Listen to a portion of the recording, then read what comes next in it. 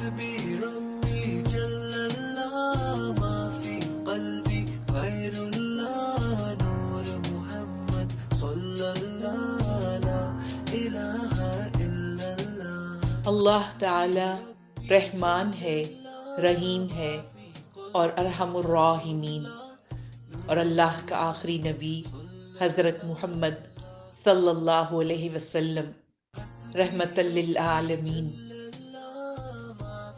تمام جہان والوں کے لیے سراپا رحمت، وہ انسان ہوں یا جنات، حیوانات ہوں یا نباتات، سمندر ہوں یا جمادات، وہ زمین ہو یا آسماں، آپ سارے عالم کے لیے رحمت بنا کر بھیجے گئے، اور ہم نے آپ کو تمام جہانوں کے لیے رحمت بنا کر بھیجا۔ سورہ الانبیاء آیت 107۔ محسن انسانیت، رہبر آدمیت، سید عرب و عجم، ہادی عالم حضرت محمد صلی اللہ علیہ وسلم کی ولادت باسعادت اور دنیا میں تشریف آوری ایک ایسا تاریخ ساز لمحہ اور عظیم انقلاب ہے جس نے کائنات کو ایک نئی جہت، نیا موڑ اور فلاح و کامرانی کا ایک نیا دستور عطا کیا۔ اللہ کے محبوب آخری نبی پیغمبر اسلام حضرت محمد مصطفیٰ صلی اللہ علیہ وسلم کا عشق ہر مومن کے دل میں بسا ہے۔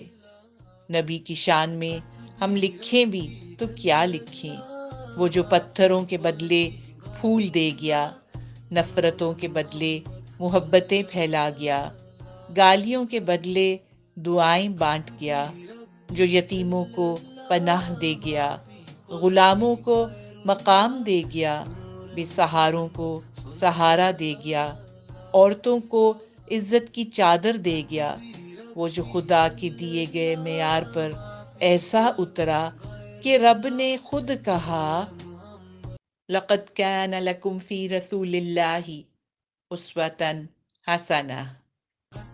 محمد مصطفیٰ صلی اللہ علیہ وسلم کی شان تو رہتی دنیا تک بیاں ہوتی رہے گی۔ اسوہ حسنہ تو رحمت، شفقت، عفو و درگزر، تحمل، برداشت، للہیت اور اخلاص جیسے عنوانات سے دمک رہی ہے۔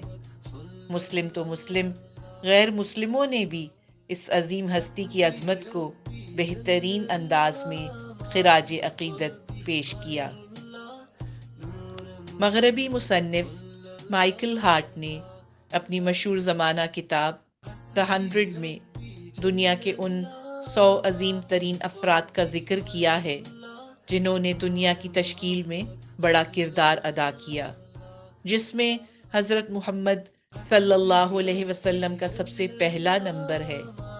بے شک ہمارے نبی رحمت للعالمین سے بڑھ کر بھی کوئی عظیم ترین ہو سکتا ہے؟ مصنف نے عیسائی ہو کر بھی اپنے دلائل سے یہ ثابت کیا ہے کہ حضرت محمد صلی اللہ علیہ وسلم پوری نسل انسانی میں the best one کہنے کے لائق ہیں۔ Western author Michael Hart has mentioned the 100 greatest men of the world in his famous book, The 100 who played a big role in shaping the world. He counted the Prophet, peace be upon him, first. Despite being a Christian, the author proves with his arguments that the Prophet Muhammad, peace be upon him, is worth to be called Sayyid al-Bashar among the whole human race. France کا شہنشاہ Napoleon Bonaparte کہتا ہے، محمد صلی اللہ علیہ وسلم دراصل سرور عالم تھے۔ 15 سال کے قلیل عرصے میں لوگوں کی کثیر تعداد نے جھوٹے دیوتاؤں کی پرستش سے توبہ کر ڈالی، مٹی کی بنی دیویاں مٹی میں ملا دی گئیں۔ یہ حیرت انگیز کارنامہ تھا آن حضرت صلی اللہ علیہ وسلم کی تعلیم کا۔ Emperor Napoleon Bonaparte says Muhammad, peace be upon him, was actually a great server.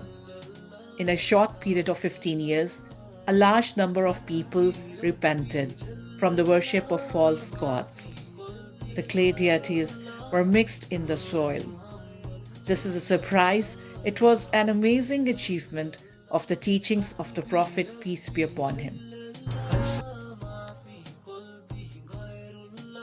Gandhi لکھتا ہے کہ پیغمبر اسلام نے اعلیٰ اخلاق کی تعلیم دی، جس نے انسان کو سچائی کا راستہ دکھایا اور برابری کی تعلیم دی۔ میں اسلام کا جتنا مطالعہ کرتا ہوں اتنا مجھے یقین راسخ ہوتا جاتا ہے کہ یہ مذہب تلوار سے نہیں پھیلا۔ Gandhi writes that the Prophet of Islam, Hazrat Muhammad Mustafa, peace be upon him, taught high morals, who showed man the path of truth and taught equality. The more I study Islam, the more I am convinced that this religion didn't spread from Saud.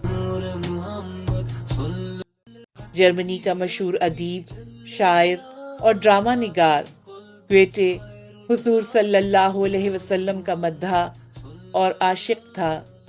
اپنی تخلیق دیوان مغربی میں گویٹے نے حضور اقدس کی بارگاہ میں جگہ جگہ عشق محمد صلی اللہ علیہ وسلم کا اظہار کیا ہے۔ گویٹے نے حضرت محمد صلی اللہ علیہ وسلم سے اپنی عقیدت ظاہر کرنے کے لیے ایک مشہور نعتیہ کلام لکھا جو گویٹے نے اپنے ویسٹ ارسلشر دیوان میں شامل کر دیا تھا، اور بعد ازاں اسے علامہ اقبال نے جوئے آپ کے عنوان سے فارسی کا خوبصورت پیرہن پہنا دیا تھا۔ Germany's famous poet and drama writer Goethe was a great fan of Prophet Muhammad, peace be upon him. He paid his tribute and showed his respect through his poem written in honor of our beloved Prophet Muhammad, peace be upon him. France کے محقق الفونسے D لیمرٹائن نے اپنی کتاب تاریخ ترکی میں انسانی عظمت کے لیے جو معیار قائم کیا، اس پر لکھتا ہے: اگر انسانی عظمت کو ناپنے کے لیے 3 شرائط اہم ہیں، جن میں نمبر 1 مقصد کی بلندی، نمبر 2 وسائل کی کمی، نمبر 3 حیرت انگیز نتائج، تو اس معیار پر جدید تاریخ کی کون سی شخصیت محمد صلی اللہ علیہ وسلم سے ہمسری کا دعویٰ کر سکتی ہے؟ French researcher de Lamartine writes in his book History of Turkey, if greatness of purpose, smallness of means, and astonishing results are the 3 criteria of a human genius, who could dare compare any great man in history with Muhammad?